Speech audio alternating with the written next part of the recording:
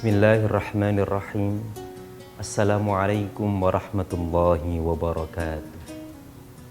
Alhamdulillahi rabbil alamin. Wassalatu wassalamu ala sayyidil anbiya'i wal mursalin, nabiyina wa maulana Muhammadin wa ala alihi wa ashabihi ajma'in. Amma ba'd. Bolos Tiar TV yang berbahagia dimanapun Anda berada, kembali berjumpa di program kesayangan kita, Titian. Kali ini kita akan mengkaji tentang sirah nabawiyah, tentang satu sejarah dari sejarah kenabian baginda Nabi Muhammad sallallahu alaihi wasallam.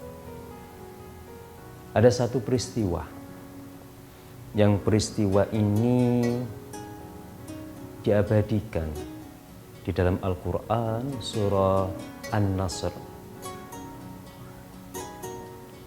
Dan peristiwa ini adalah peristiwa yang wujud suksesnya baginda Nabi Muhammad sallallahu alaihi wasallam.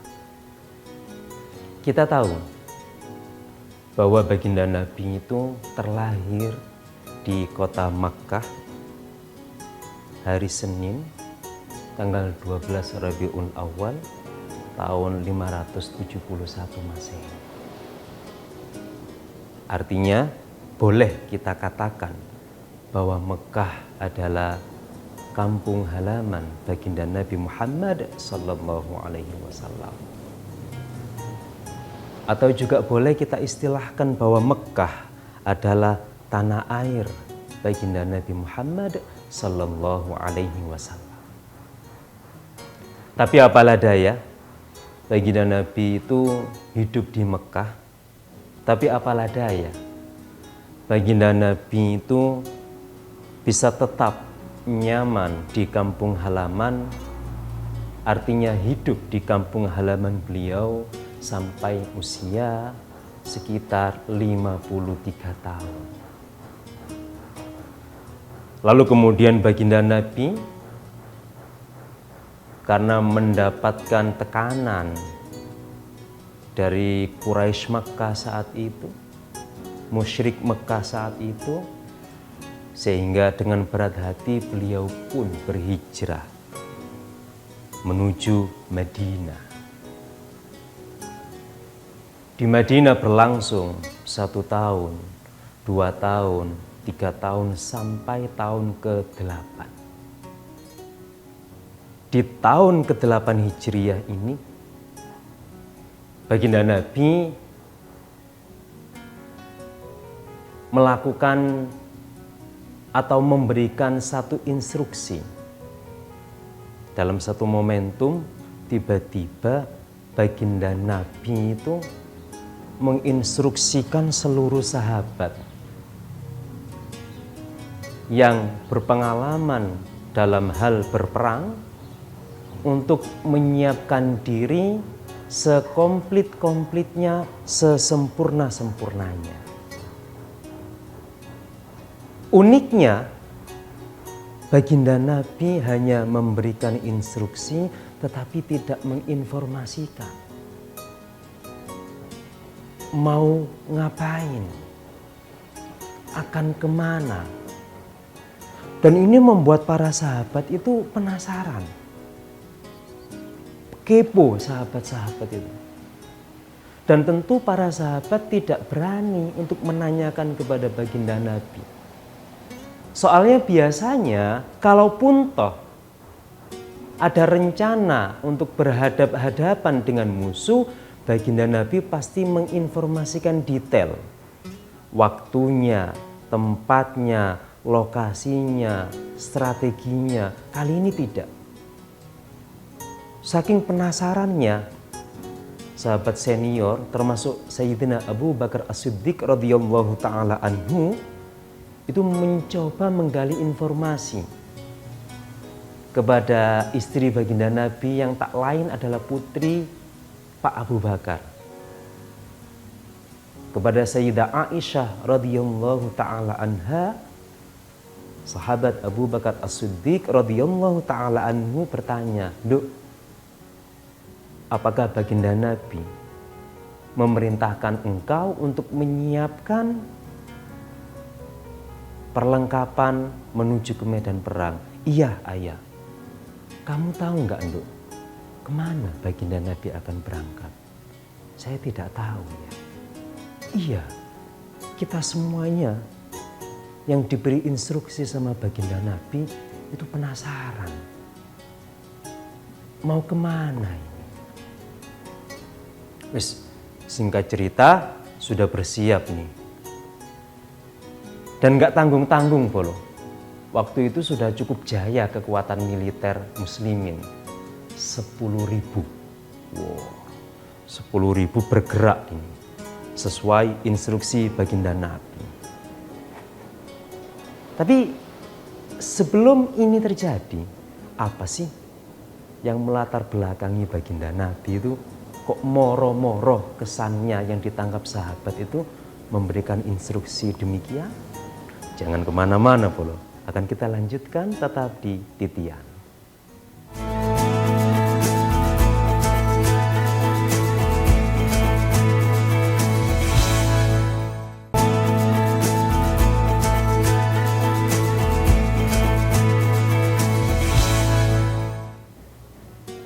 Jadi para sahabat itu sampai di hari H 10.000 pasukan dengan peralatan komplit ini bergerak bolo. Brek, brek, brek. Itu masih penasaran sahabat. Nandi sih sakjane iki katene. Kok komplit? Nah, sebelum itu saya ajak flashback dulu bolo. Jadi kenapa baginda Nabi itu sampai akhirnya begitu? Begini, 2 tahun yang lalu terjadi semacam perjanjian yang dalam sirah nabawiyah itu dikenal dengan perjanjian Hudaybiyah. Nah, perjanjian Hudaybiyah ini adalah di mana setiap suku itu bebas mau berpihak atau bersekutu, pilihannya 2. Setiap suku yang ada di Jazirah Arab waktu itu, yang di sekitar Mekah sampai Madinah, itu bebas silahkan untuk bersekutu, pilihannya 2. Bersekutu dengan kaum muslimin di Madinah atau bersekutu dengan kaum musyrikin di Makkah.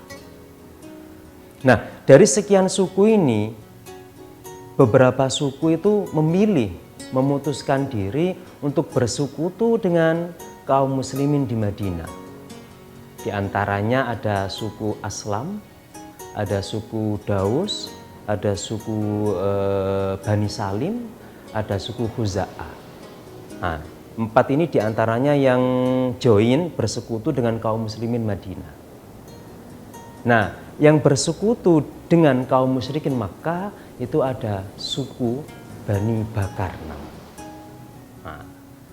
Nah, sebelum perjanjian ini terjadi, suku Bani Khuza'ah yang bersekutu dengan muslimin Madinah dan suku Bani Bakar yang bersekutu dengan musyrikin Makkah, sebelum perjanjian ini itu ditandatangani ku wis senengane tukaran 2 suku ini. Dan karena terikat dengan perjanjian Hudaybiyah, mereka pun barokai perjanjian Hudaybiyah, 2 suku ini nggak jadi tukaran untuk waktu yang cukup lama. Tapi, nah ini awalnya wis sering tukaran, sekarang ada perjanjian pun suku Bani Bakar yang bersekutu dengan kaum musyrikin tadi melihat rivalnya suku Khuza'ah itu jealous pun. Nah, suku Bani Bakar ini merasa rugi, join sama kaum musyrikin di Mekah itu merasa rugi. Secara ekonomi, secara apapun itu merasa rugi dibanding lawannya suku Khuza'ah yang join dengan atau bersekutu dengan kaum muslimin di Madinah. Khuza'ah lebih maju, lebih berkembang, lebih sejahtera, sementara yang Bani Bakar memilih bersekutu dengan musyrikin Makkah, Quraisy kok tambah suwe, tambah kere, tambah suwe, gak tambah maju, tambah krisis dan seterusnya. Dipicu rasa jealous inilah, nah ini suku Bani Bakar ini ingin kembali mengulang tragedi sebelum perjanjian. Wes pokok Bani Khuza'ah nanti kalau pas umroh tak des. Gitu. Bener polo. Ramadan itu kan banyak kaum muslimin umroh dari berbagai penjuru. Nah, suku Bani Bakar ini itu saking jealousnya sama suku Khuza'ah tadi, dia wis inting-inting pokoknya engko oleh umroh setiap ada rombongan dari Bani atau dari suku Khuza'ah langsung kita serang. Mangkel pokoknya. Bener polo. Beberapa rombongan dari suku Khuza'ah ini datang. Dep datang untuk ritual umroh. Betul. Pada malam harinya suku Bani Bakar ini itu melakukan serangan tiba-tiba kepada suku Khuza'ah dan malam itu menewaskan 3 orang suku Khuza'ah. Nah, tragedi ini itu sampai ke kaum musyrikin Quraisy. Waduh, kita kan sudah teken perdamaian dengan kaum muslimin Madinah untuk damai. Lah kok ini ada pertumpahan darah meskipun kecil, tapi kalau ini sampai kepada muslimin di Madinah, tak menutup kemungkinan ini bisa jadi biang pertumpahan darah yang lebih dahsyat. Abu Sufyan sebagai pembesar musyrikin Quraisy waktu itu sudah menyiapkan sekian strategi. Dia khawatir kalau informasi ini sampai terdengar oleh baginda Nabi. Abu Sufyan khawatir pertumpahan darah tak bisa dielakkan. Akhirnya Abu Sufyan datang ke Madinah dari Mekah menuju Madinah. Des. Sampai Madinah, waktu itu Abu Sufyan belum memeluk Islam tentunya. Sampai Madinah, sowan kepada baginda Nabi. Kaget baginda Nabi, loh Abu Sufyan, silakan. Oh, hebatnya Nabi itu begitu loh, Bolo. Padahal kalau Nabi boleh dendam, ketika di Mekah dulu Abu Sufyan itu kurang ngajare naudzubillah kepada baginda Nabi. Tapi baginda Nabi tak pernah dendam sekalipun. Sowan Abu Sufyan, Assalamualaikum ya Muhammad. Tentu bukan ya Rasulullah karena dia belum muslim. Abu Sufyan, monggo, pinara. Ada gerangan apa? Nah, Abu Sufyan ini ternyata berpolitik. Baginda Nabi, Muhammad, saya menawarkan renew atau pembaruan perjanjian kita yang 2 tahun lalu. Nabi tanya, memangnya kenapa diperbarui? Apakah kamu atau salah seorang kalian melanggar perjanjian itu? Tidak, Muhammad. Lalu untuk apa kita perbarui? Kita tetap di perjanjian yang lama. Abu Sufyan bingung. Abu Sufyan tahu sesungguhnya musyrikin itu telah melakukan pelanggaran. Karena perjanjiannya selama perdamaian Hudaybiyah itu tidak boleh terjadi pertumpahan darah. Cuman nggak mau ngakui saja Abu Sufyan. Abu Sufyan bingung, gimana yo caranya baginda Nabi ini mau memperbarui perjanjian. Bingung deh. Khawatir Abu Sufyan itu. Padahal Nabi ya sudah tahu sesungguhnya, tapi kan Nabi kan orangnya bijak. Ini Abu Sufyan ini kembali coba merayu Abu Bakar. Pak Bakar, tolong baginda Nabi itu diajak runding untuk pembaruan perdamaian Hudaybiyah. Oh enggak, kalau Nabi bilang nggak perlu ya nggak perlu. Bingung Abu Sufyan. Ketika bingung inilah ya sudah, Abu Sufyan akhirnya sampai tak mampu membujuk baginda Nabi untuk memperbarui perdamaian Hudaybiyah, balik dari Mekah. Balik dengan perasaan khawatir. Abu Sufyan balik. Begitu Abu Sufyan balik, kembali ke tadi baginda Nabi berangkat 10.000. Kemana beliau berangkat? Sabar yo. Mari ini dilanjut nomane. Tetap di Titian.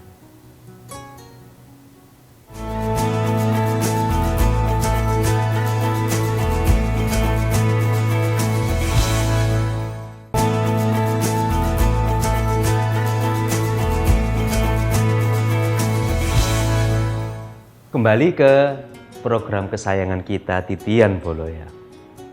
Baginda Nabi Abu Sufyan pulang ke Mekah dia. Baginda Nabi setelah Abu Sufyan pulang itu kan menyiapkan 10.000 personil lengkap komplit bergerak. Kemana? Baginda Nabi tidak menginformasikan di awal. Biar saja di perjalanan sahabat tahu. Kenapa sih baginda Nabi itu tidak menginformasikan? Begini baginda Nabi itu tahu betul ada sekelompok kaum muslimin yang munafik yang tinggal di beberapa sudut kota Madinah. Kalau maklumat ini diinformasikan di awal, dipublish, bisa jadi rencana baginda Nabi tak sesuai yang diharapkan. Jadi baginda Nabi ini sengaja berencana menuju ke kota Makkah. Bergerak itu di bulan Ramadan tahun ke-8 Hijriah Dan puasa baginda Nabi beserta 10.000 sahabat itu poso. Bergerak Nah, tapi karena kaum musyrikin pun juga punya mata-mata di Madinah, menyembunyikan 10.000 orang bergerak bersama itu ya juga tidak mudah Akhirnya terendus juga. Oh, baginda Nabi ternyata mau ke Mekah. Baginda Nabi ternyata mau ke Mekah ini. Jangan-jangan mau gempur musyrikin Mekah. Banyak asumsi lah orang kafir saat itu. Nah, karena kekhawatiran inilah ada seorang sahabat. Kalau dalam buku Sirah Nabawiyah, misalkan Fiqhus Sirah karya Profesor Dr. Ramadan Al-Buti, itu namanya sahabat Hatib bin Abi Balta'ah radhiyallahu ta'ala anhu. Itu membuat surat yang dialamatkan kepada Abu Sufyan. Isi surat itu adalah maklumat bahwa baginda Nabi sedang bergerak dengan kekuatan dahsyat akan menghancurkan Makkah. Surat itu ditulis sama Hatib bin Abi Balta'ah, kemudian bertindak sebagai kurir adalah seorang wanita. Baginda mulai berangkat, si kurir ini juga mulai berangkat menuju Makkah untuk menyampaikan surat ini kepada Abu Sufyan. Atas izin Allah Atas izin Allah, malaikat Jibril itu menginformasikan kepada baginda Nabi. Ya Rasulullah, Nabi, hati-hati Nabi. Pergerakan jenengan itu sudah tercium dan sedang ada surat yang dibawa oleh seorang kurir, dan kurir itu saat ini sedang berada di tempat ini, kata malaikat Jibril. Malaikat Jibril membocorkan lokasi kurir itu. Wah, jadi malaikat Jibril juga memberikan usul Nabi, sebaiknya perintahkan beberapa orang khusus untuk menangkap si kurir ini, supaya apa? Surat ini tidak sampai ke Abu Sufyan. Wah, langsung baginda Nabi, thank you Jibril. Wah, Jibril kan CS-nya Nabi bolo. Thank you Jibril. Oke. Baginda Nabi mengutus Sayyidina Ali, ada sahabat Zubair, ada beberapa sahabat lainnya untuk bergerak memacu kuda kencang menuju titik yang diinformasikan oleh malaikat Jibril tadi. Dan ternyata betul, bergerak ke situ ketemu hanya satu sosok perempuan. Mbak, apa yang Anda bawa? Saya tidak bawa apa-apa. Tolong Mbak, kami memohon dengan santun. Jika Mbak membawa sesuatu dari Madinah untuk disampaikan ke Mekah, tolong serahkan ke kami. Akhirnya ternyata surat itu tadi bolo, yang berisi informasi dari khatib itu digelung nonang rambutnya Mbak Imam. Dan berhasil, baginda Sayyidina Ali sama sahabat Zubair berhasil membawa surat itu.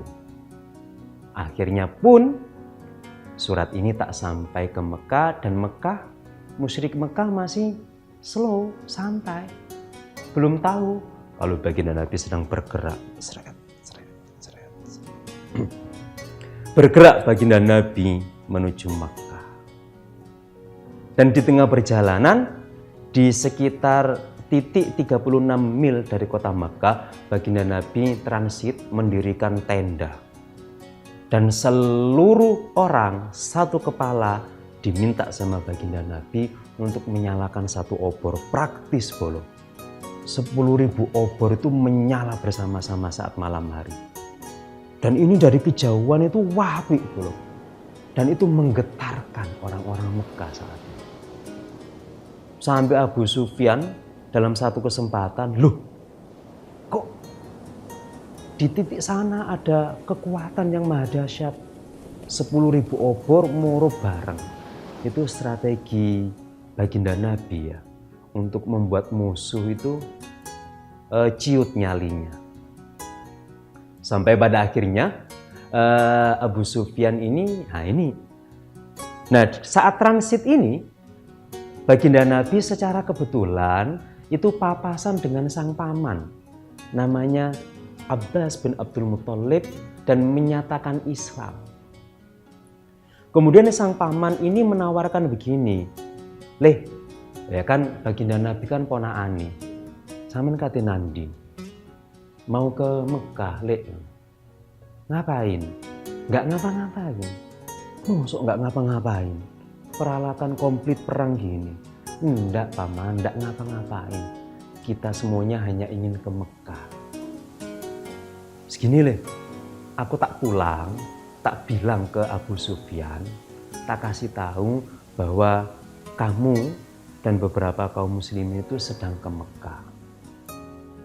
Silakan paman, tapi bilang bahwa kami tidak sedang akan berperang.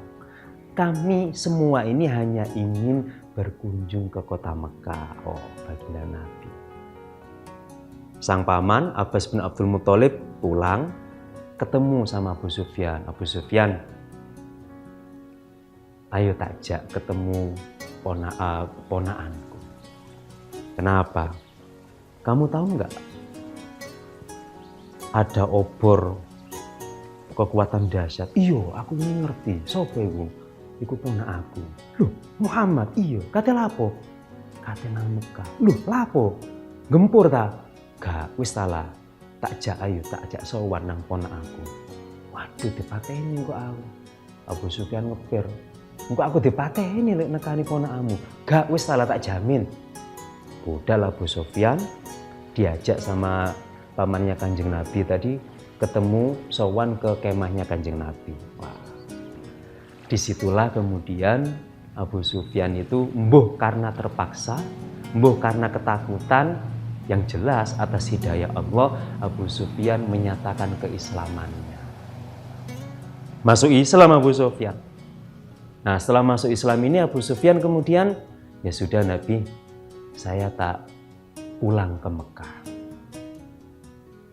Nabi, saya minta garansi dong dari keislaman saya. Oh, jadi Abu Sufyan ini juga barter ternyata. Saya kan sudah Islam nih, saya minta garansi dong. Kamu minta garansi apa? Ya kata Nabi, ya sudah, keluargamu tak jamin aman. Kurang Nabi. Ya sudah, seluruh penduduk Mekah yang masuk ke Masjidil Haram aman. Kurang Nabi. Ya sudah, seluruh penduduk Mekah yang menutup pintunya saya jamin aman. Baru Abu Sufyan mau pulang lego. Berangkat Nabi, mendekat sampai ke Masjidil Haram dan baginda Nabi tanpa melakukan perlawanan, tanpa melakukan pertumpahan darah sedikit pun, karena musyrikin Quraisy wis ngepir dhisik. Dan akhirnya tanah air baginda Nabi bisa tertaklukkan dengan damai, dengan santun, tanpa pertumpahan darah yang berarti. Itu boleh. Jadi baginda Nabi itu, dan bersamaan dengan itu musyrikin Quraisy itu berbondong-bondong memeluk Islam. Inilah yang disebutkan dalam surah An-Nasr, idza jaa nasrullahi wal fath. Jika telah datang pertolongan Allah dan penaklukan, wa ra'aitan nasa yadkhuluna fi dinillahi afwaja. Engkau Muhammad melihat manusia itu gemeruduk melbu Islam. Ya, momentum pembebasan kota Makkah itu kalau baginda Nabi cinta tanah air dan beliau melakukan penaklukan tanah airnya dengan penuh kedamaian. Kita sebagai bangsa dan tinggal di sebuah negara, maka patut kita meneladani baginda Nabi untuk cinta tanah air.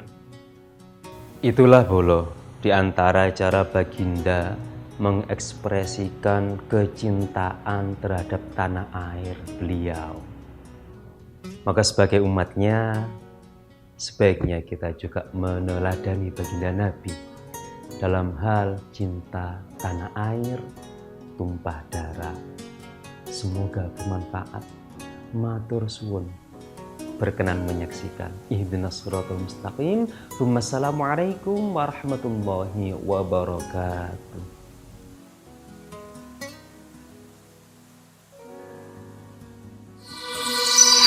Arek TV